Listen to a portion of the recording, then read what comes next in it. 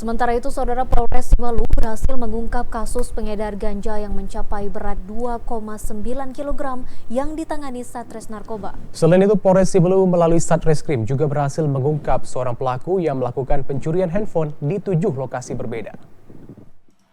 Polres Simalung menggelar pengungkapan kasus penangkapan pengedar narkotika jenis ganja kering. Jumlah ganja kering yang diungkap dari pengedar mencapai 2,9 kg. Keempat pelaku yang ditangkap sebagai pengedar dari 2 kasus berbeda yang ditangani personel dari Sat Narkoba Polres Simalung. Kapolres Simalung AKBP Jatmiko dalam press release mengungkapkan kasus pengungkapan terbaru yang diungkap personel Sat Narkoba Polres Simalung merupakan upaya komitmen personel Polres Simalung untuk menindaklanjuti setiap pelaku terutama terhadap pengedar narkotika. Pelaku akan dikenakan pasal 114 Undang-Undang Nomor 35 Tahun 2009 tentang narkotika dan akan diancam hukuman minimal 5 tahun penjara maksimal 20 tahun penjara. Berarti kita amankan 5 orang, seperti yang di belakang, yang kita lihat ada 5 orang, 2,9 kg.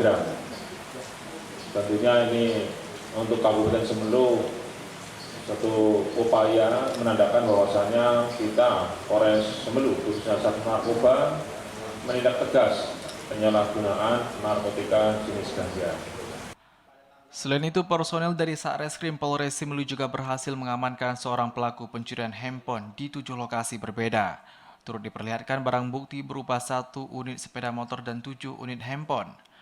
Pelaku akan dikenakan pasal 362 KUHP dan diancam hukuman 5 tahun penjara.